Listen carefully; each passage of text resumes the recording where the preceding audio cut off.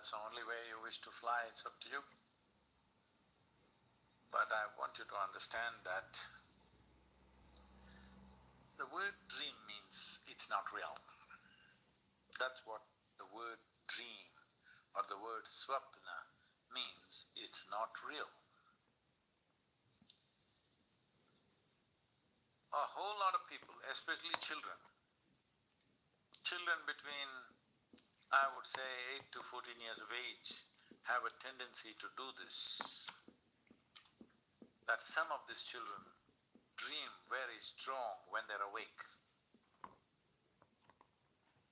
Has it happened to you when you were that age?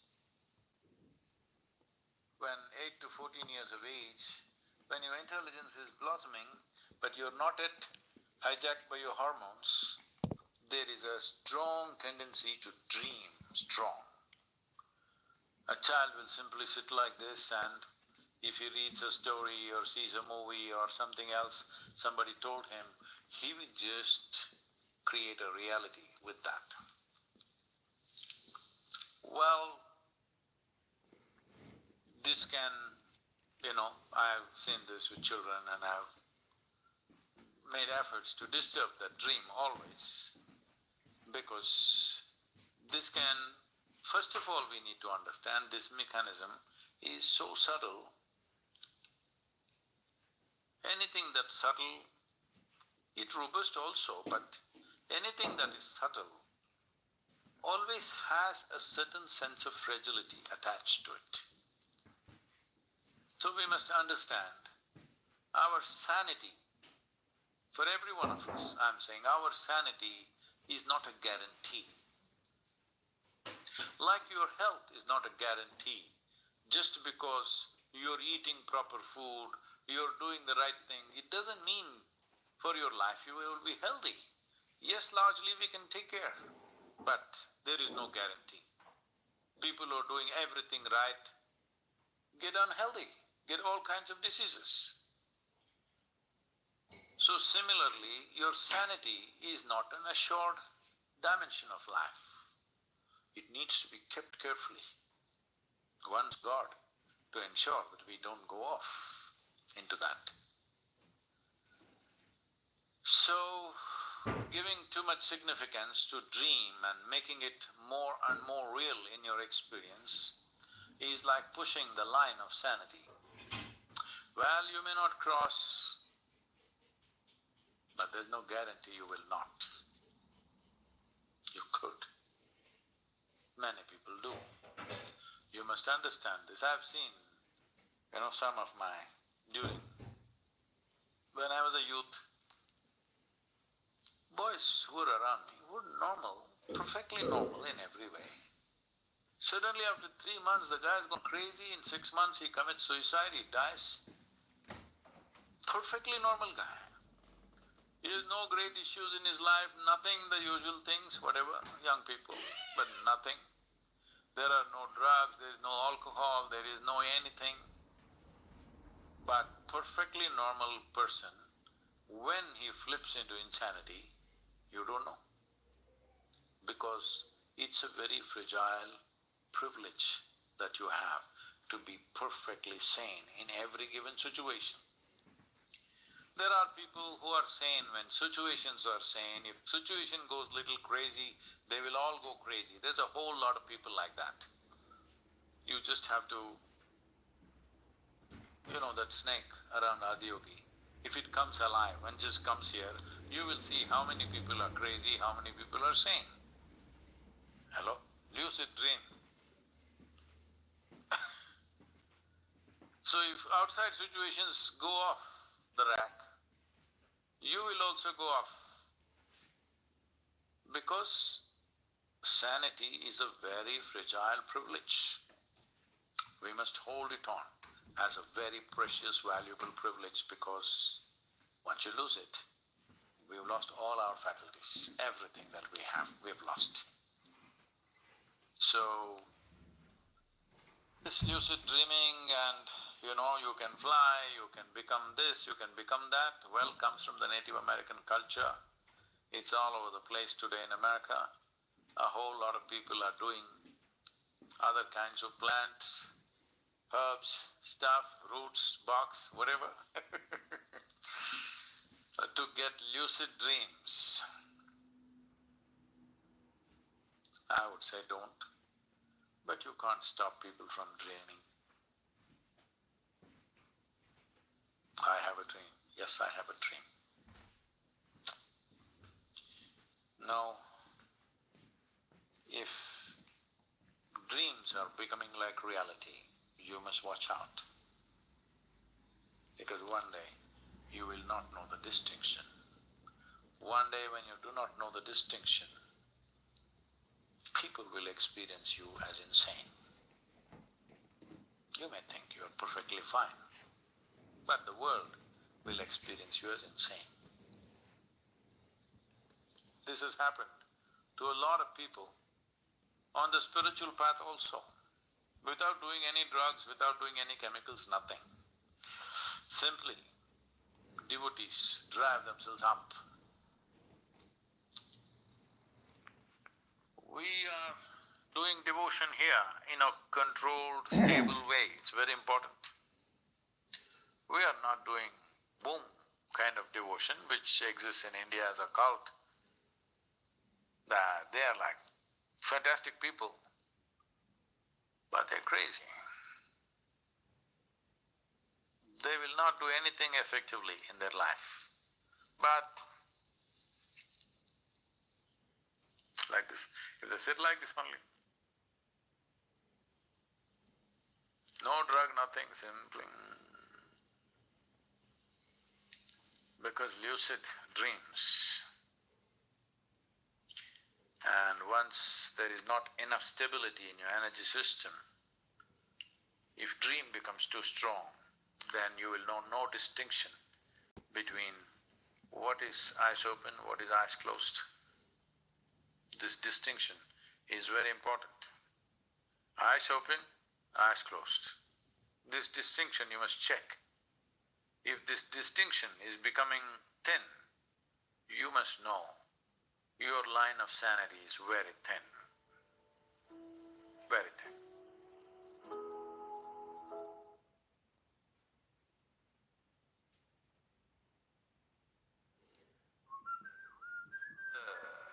The ambience of life, you're mistaking the ambience of life for life.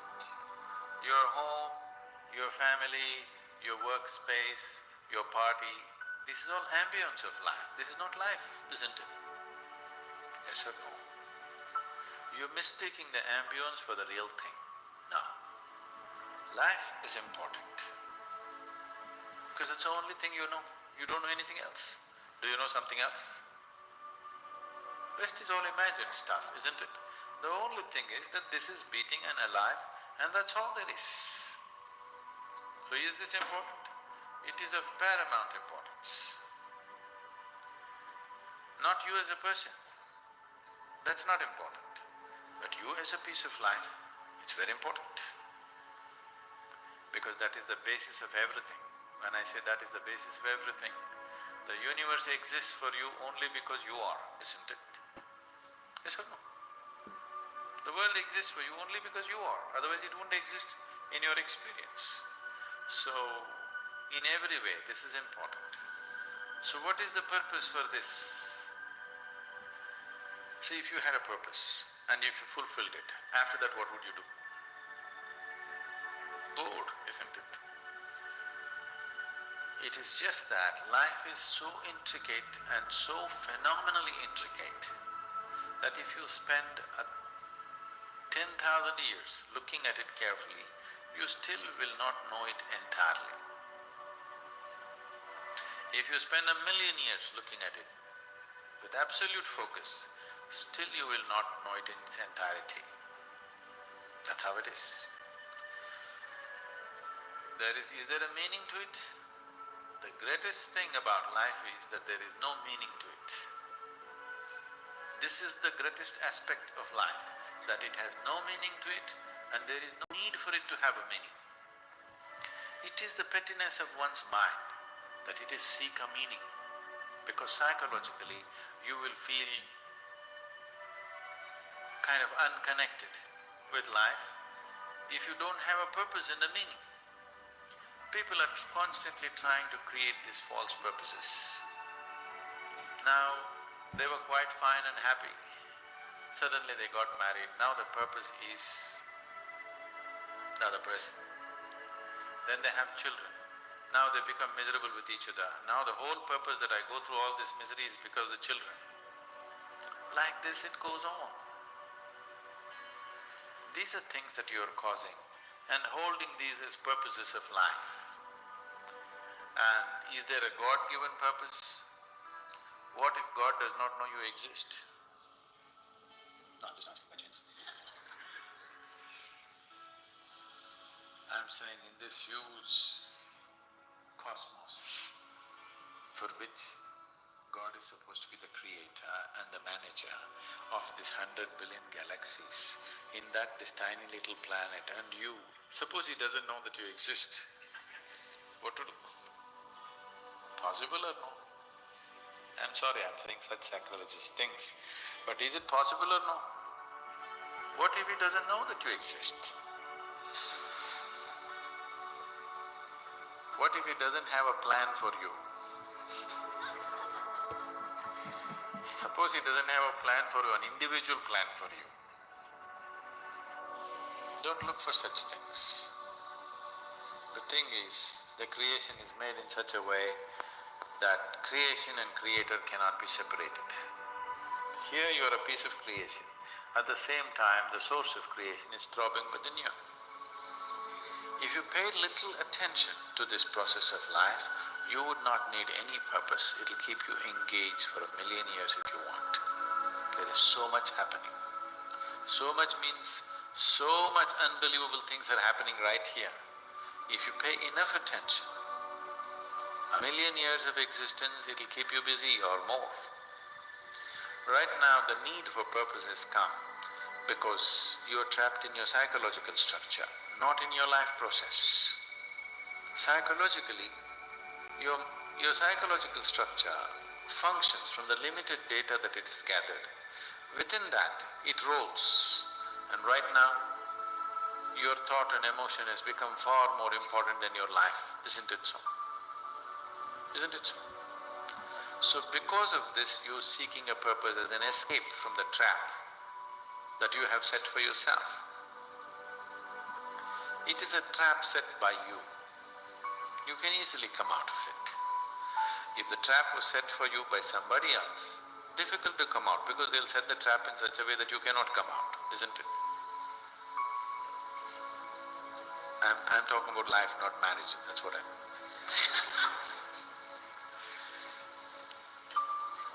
That's what. So this is a trap set by you. This is easy to come out, but that is the whole thing. Why it is so difficult is, now you're identified with the trap, you like it. You like it because it gives you a certain sense of safety and security and protection and individual identity. If you build a cocoon around yourself, it gives you safety, but it also imprisons you. Walls of self-preservation are also walls of self-imprisonment. When it protects you, you like it. When it restricts you, you do not like it. That is why we have doors. We like the walls, because it's protecting us. But we have doors so that we can open it and get out when we want to. It doesn't matter how nice it is, we still want to go out, isn't it? So that is how it is with every trap that you set. It doesn't matter how nice it is, you still want to go out. So the psychological wall that you have built, which gives you some sense of identity, which gives you some sense of being a person, an individual person, and which gives you security, beginning to experience it like a trap, somewhere you want to break it. So one way of not breaking it is to find a purpose. Those who find a purpose in their life, they become so conceited. They will live within their own trap forever, thinking that they're doing the most fantastic thing. First thing you need is balance. you have balance, then you can climb. If you don't have balance, it's better you stay on the ground, isn't it? It's not safe for somebody who is not balanced to climb high. It's best you stay close to the ground, you should not climb. So, first thing is to establish a balance. Then you loosen your psychological structure. Then it's a wonderful thing. If you loosen your psychological structure without balance, which a lot of people are doing today, see, why does somebody want to drink alcohol or take a drug? Because it loosens your psychological structure and makes you feel liberated for a moment. But without the necessary balance, you have not worked for the balance, but you got freedom. Freedom without balance is destruction, anarchy, isn't it? So, first thing is to work for balance, an enormous sense of balance, where even if you dismantle your psychological structure, you can simply live here. Dismantling your psychological structure is an important process because that is your trap, that is your security, that is your stability. At the same time, that's your trap. Because the walls are set, you feel secure, but that's also your trap. If you dismantle your trap, you also dismantle your security, isn't it? You also dismantle your sense of purpose. You also dismantle everything that matters to you. So that will need balance. Without balance, if you dismantle, you will go crazy. But don't look for a purpose, because if you look for a purpose, you're seeking madness. If you find one, you are sure mad. Yes. If you think you found a purpose in life, you for sure gone crazy. Because only the insane people have purpose. Or people who have purpose are insane in many ways. These are things that you create in your mind and believe it's true, isn't it? Right now, fighting for my country is my purpose. Right now it's necessary, I will fight, knowing fully well it's an unnecessary bloody fight. Yes, then you will fight only to the extent it's necessary. If you think this is your purpose, you would want to destroy the whole world for what nonsense you believe in, isn't it? Something is needed, we'll do it. With absolute involvement. There's no other purpose. The purpose of life is to live, and to live totally. To live totally does not mean party every night. To live totally means, before you fall dead, every aspect of life has been explored. Nothing has been left unexplored. Yes? Before you fall dead, even if you do not explore the cosmos, at least this piece of life you must know it in its entirety. That much you must do to yourself, isn't it? That's living totally.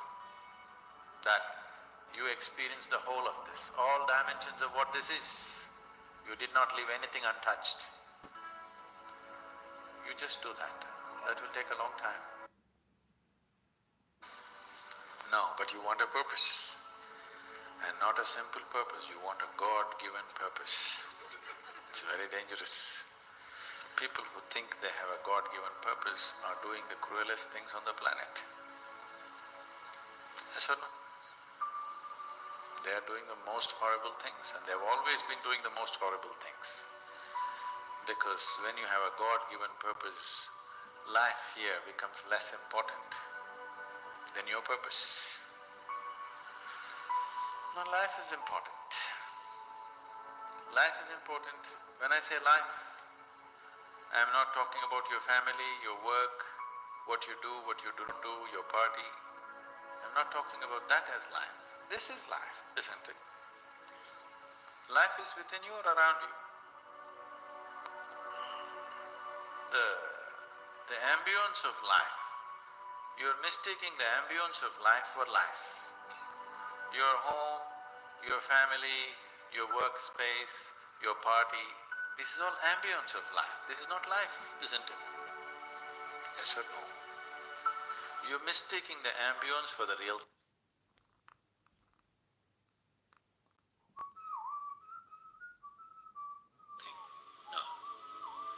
life is important.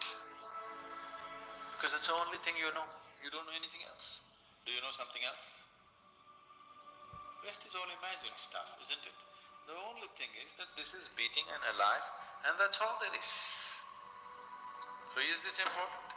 It is of paramount importance.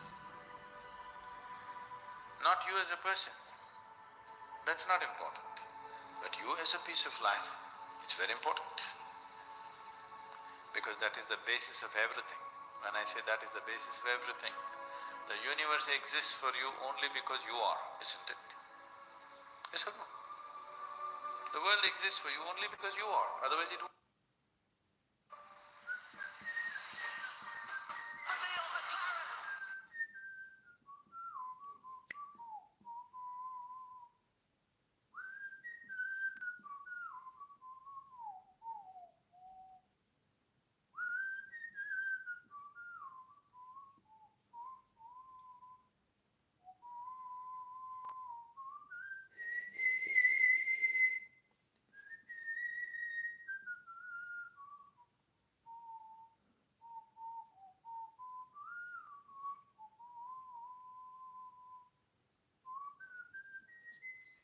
They have some kind of sort of feeling.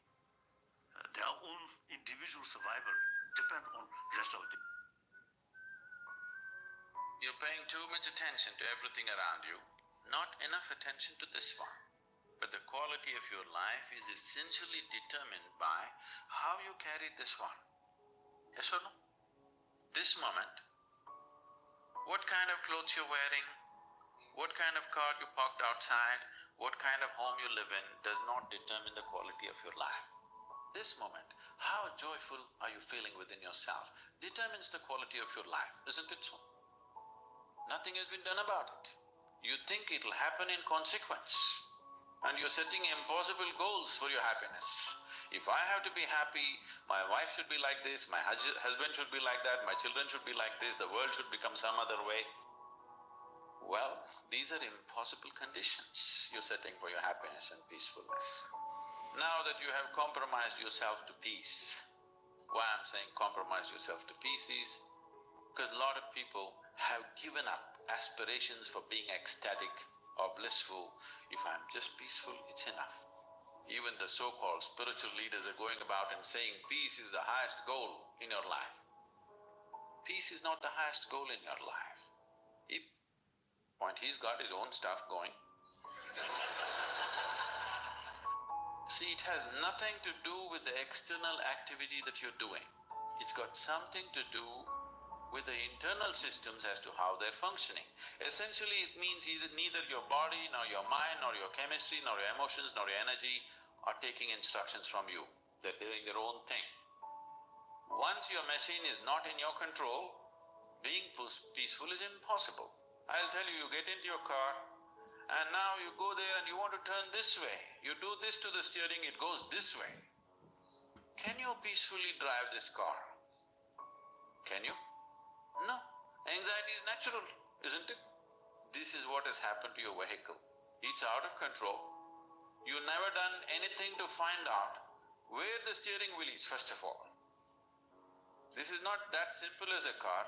This is a super computer. Now the problem is most people have not even bothered to find the keyboard. They think if they do this, somehow it'll work. When you're given such a highly sophisticated machine, if you do not conduct it properly, it will cause many problems to you. By accident it's working. I want you to know this is made this way. If you hold your hands like this, it'll breathe one way. If you just turn it around, the very way you breathe, the breathing pattern itself changes in your lungs. You can try it if you want when you have the time. This way, this way. I'm saying everything that you do, fundamental changes are happening in this machine because it's such a sophisticated machine.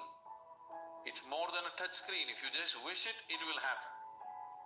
When you have such a sensitive and sophisticated machine and you are operating like a blacksmith, then being peaceful seems to be difficult.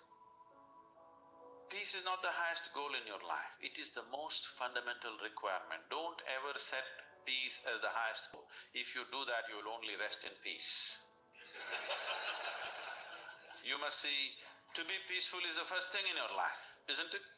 If you want to do anything sensibly in your life, if you want to conduct any situation in your life sensibly, to be peaceful and happy is fundamental. Anger happens to us, resentment happens to us. No, these things we are creating. We have the power to emote.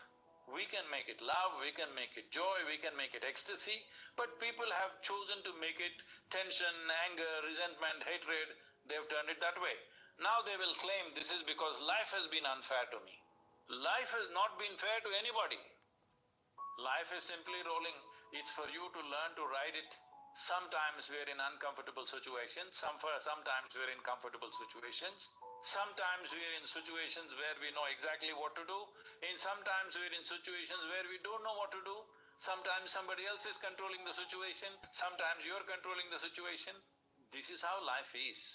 If you are constantly stepping into unfamiliar situations in your life, that means you are growing at a rapid pace. If you are constantly in comfortable situations, that means you're a stagnant life. So if you look for comfort, if you look for a comfort zone, because the moment your thoughts and emotions are going to torment you with external stimulation that happens, what will you choose? You will choose a comfort zone. This means you limit your life. So the moment somebody can cause you pain or suffering, this means unknowingly you will make the very scope of your life very limited. Only when a person loses this fear of suffering, that no matter what happens, this is how I will be. If this assurance comes to you, then walk full stride, because whatever happens in the life around you, it will not really make you suffer. Once you are free from suffering, only when you're free from suffering, when you're free from the fear of suffering, that is when you will explore your life in full depth and dimension. Let one human being honestly say, when you are with your most loving parents, however doting and wonderful they were to you, that you never felt this is not where you want to be. That is a dishonest human being. Because love gets tedious, somebody's fondness gets very tedious, comfort gets tedious. Because the nature of life is, it wants to constantly expand. If there is no room for expansion, it doesn't matter you are kept in a whatever, I won't use because everybody uses the word golden palace. I think golden palace is totally unaesthetic in my my visual perception. I hate golden palace. But whatever is the most wonderful palace, or as you say Shangri-La, whatever, it'll get tedious. All the hell-bound people, they don't know how bored they will be within 3 days in that place of goodness. So I'm saying it doesn't matter. It's not because there's something wrong with your parents. They may be most wonderful people, but the very nature of a human being is such. Only if you're a pet animal, if you have reduced yourself to that, you're just happy with the meals that you're getting, and somebody is fondling you once in a way and you're happy with that. For that you must be a pet animal, you should not be born as a human being. Once you're born as a human being, it is natural wanting to break barriers. So when you're young as a child or a teenager, you think barriers means they're all physical. Before you understand, the barriers are not really physical. Whether you build your own house or you live in your parents' house or you live in a slave master's house, the house and walls are not the barrier. It is all within us. Before you realize that, or how soon you realize that, will lead to either transformation or frustration. I would say there's literally no human being who is not confronted with a thought and an emotion like that, but they manage to brush it aside. It doesn't bother them enough. The pain of not knowing doesn't tear them, that's the whole problem. They come to terms with ignorance, they make a deal with ignorance. They will build relationships where everybody will confirm this is the best way to live. of comfort, companionship, love, affection. These are all things you're seeking. I know a whole lot of people have raised human emotions to heavens. If you say love, they say divine love.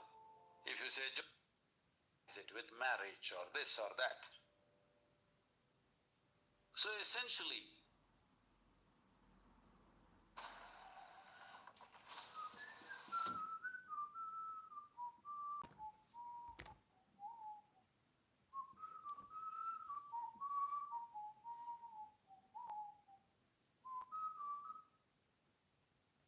so essentially,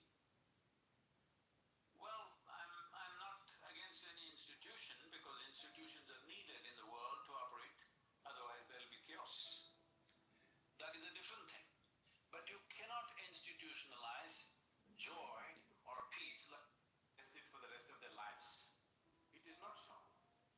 This is only to enhance your capability. This is just an organized effort.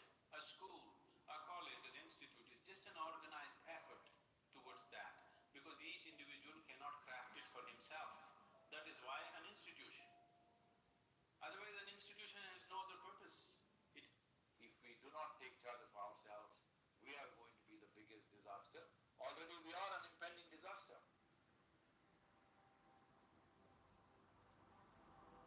For a whole lot of things, human beings, if they take responsibility for their health and they develop simple tools as to how to manage my body, how to manage my chemistry. See, today everybody knows, because of medical sciences, that human experience of life as a basis has a chemistry attached to it. There is a chemistry. There is a chemistry of joy, there is a chemistry of love, there is a chemistry of blissfulness, there is a chemistry of stress, anxiety, misery. For everything there is a chemical basis. So essentially, this is the most complex and sophisticated chemical factory on the planet, the human mechanism. Now the question is, are you a great CEO or a lousy CEO? But our education systems, our social customs have nothing about this. We are busy wanting to conquer the world without any sense in ourselves. But now the way we are empowered with science and technology, if we do not take charge of ourselves, we are going to be the biggest disaster. Already we are an impending disaster, both in terms of environment and these days it's fashionable to talk about World War III. See, this is almost like World War I happened, World War II happened, so III must happen. Number system this is, all right? In 2 generations we have seen 2 world wars, now the 3rd generation must see the 3rd world war, otherwise they will miss out all the action. How to make movies without a world war? But now the way we are empowered, if we go for such a foolish thing, we cannot say somebody is mentally ill. All of us are, absolutely.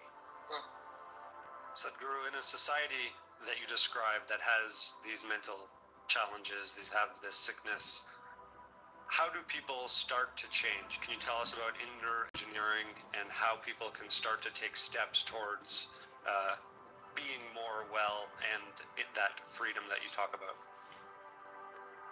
See, when we talk about engineering, let's talk about just engineering.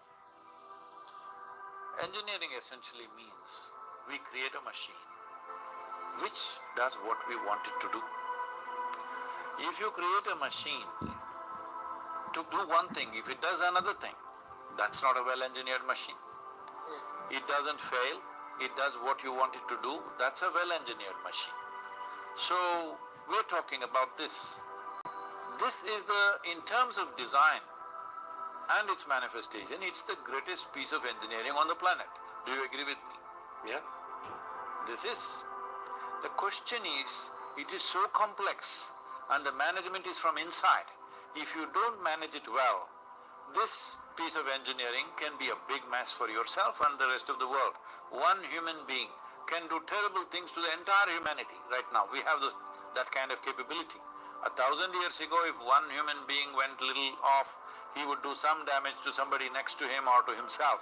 But right now, one human being can cause massive damage to the entire world, the way we are empowered. So when this is the case, engineering yourself in a way that you want.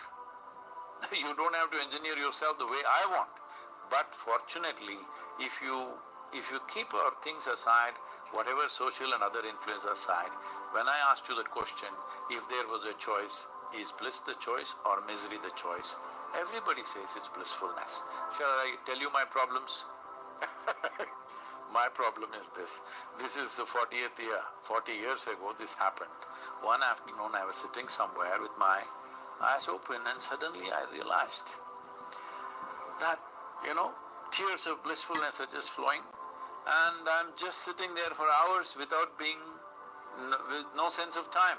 What I think is a few minutes is passing off as hours. Then I sit down and think, what's happening to me? My logical mind tells me, maybe you're going off the rocker. I ask my friends, what do you think is happening to me? They say, come on, what did you pop? Did you pick up the mushrooms in the mountain? Did you do this? Did you do that?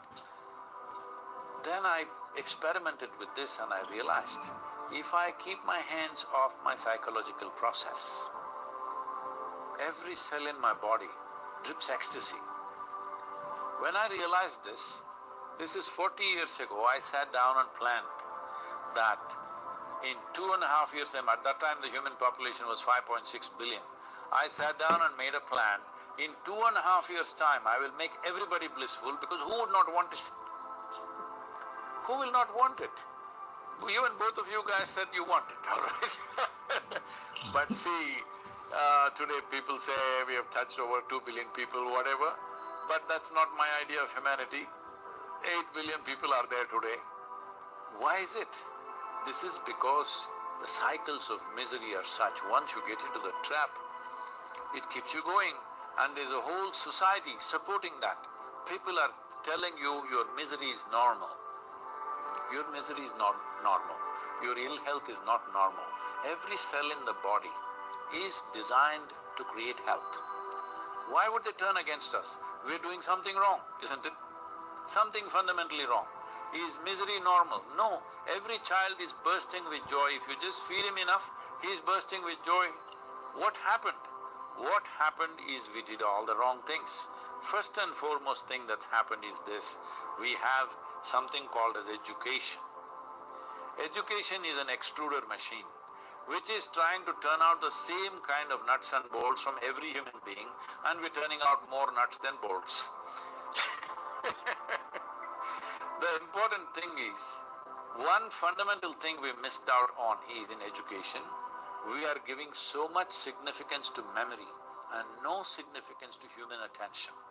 See, when you're in school, you get good marks.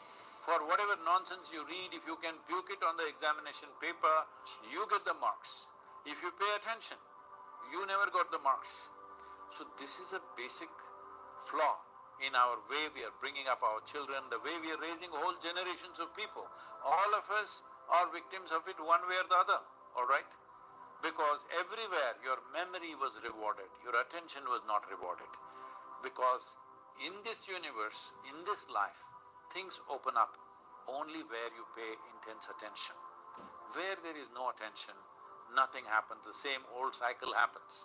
So I am saying, right now, misery is a certain cycle. It may be a genetic cycle, it may be a karmic cycle, or it may be an individually manufactured cycle, it doesn't matter how. But essentially it's a cycle.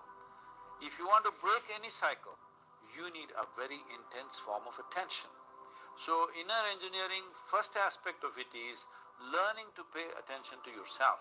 When I say yourself, not your persona, not your thoughts, not your emotions, not like that, to the life that you are. See, first we are life, then we have thoughts, emotions, our psychological dramas, and then how we manifest that in the world, many things, all right? But fundamentally we are life. Everything else is secondary, but there is no attention to that life at all. Our personalities, our psychological drama has completely drowned the life that we are. Essentially, life is naturally exuberant and alive and joyful. This is the nature of everything, not just human life. But instead of being alive with life, we have become such a big psychological drama, now we don't know how to direct the drama, that is illness, isn't it? If you could direct your drama the way you want, then you would create a joyful drama for yourself, or something that you enjoy. If you enjoy misery, it's fine with me, but you will do something that is good for you. But right now the drama itself is going out of control because drama has become bigger than the life that you are. This needs to change, means you need to engineer yourself in its right perspective, because this is how life is happening. Just because we are given a certain intellectual capability, unfortunately, instead of using it to our benefit, we are making it such a big problem. Every problem that we have created on the planet, whether it's environmental or political or wars and stuff and discriminations, everything has come from human mind, isn't it? What a fantastic instrument. Look at the way you're using it. This has happened because mind has become the master. You should be the master of your mind. Then you will use it the way you want. Right now, the psychological process is a cycle of what information and data you've gathered. From that there is a cycle.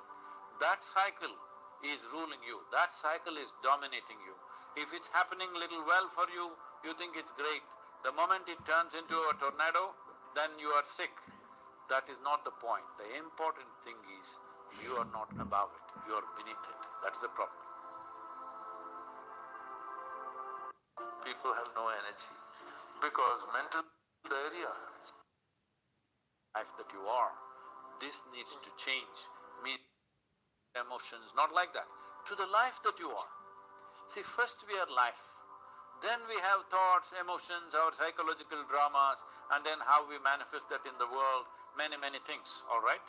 But fundamentally we are life. Everything else is secondary, but there is no attention to that life at all. Our personalities, our psychological drama has completely drowned the life that we are. Essentially, life is naturally exuberant and alive and joyful. This is the nature of everything, not just human life. But instead of being alive with life, we have become such a big psychological drama. Now we don't know how to direct the drama. That is illness, isn't it? If you could direct your drama the way you want, then you would create a joyful drama for yourself, or something that you enjoy. If you enjoy misery, it's fine with me, but you will do something that is good for you. But right now the drama itself is going out of control because drama has become bigger than the life that you are. This needs to change, means you need to engineer yourself in its right perspective, because this is how life is happening. Just because we are given a certain intellectual capability, unfortunately, instead of using it to our benefit, we are making it such a big problem. Every problem that we have created on the planet, whether it's environmental or political or wars and stuff and discriminations, everything has come from human mind, isn't it? What a fantastic instrument. Look at the way you're using it. This has happened because mind has become the master. You should be the master of your mind. Then you will use it the way you want. Right now, the psychological process is a cycle of what information and data you've gathered. From that there is a cycle. That cycle is ruling you, that cycle is dominating you. If it's happening little well for you, you think it's great. The moment it turns into a tornado, then you are sick. That is not the point. The important thing is, you are not above it, you are beneath it. That is the problem. People have no energy because mental diarrhea. You eat bad food and then try to stop diarrhea, it's not going to work. This much you do. Tonight before you go to bed, keep it down and go to bed. In a little while, if you simply sit here, things around you will reverberate.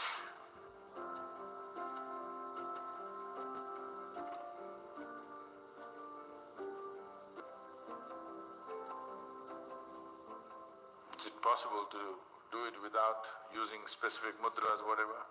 Yes. These are all small help, little assistance. You don't see a Shiva or a Krishna holding mudra and sitting like this. Don't play intense. Nor will you ever see me sitting like this. You will not see me practicing Shambhavi or this or that. If I just close my eyes for 20 seconds, I'm done. I'm ready for the day. So, this is all good help. But is it the only way to do it? No.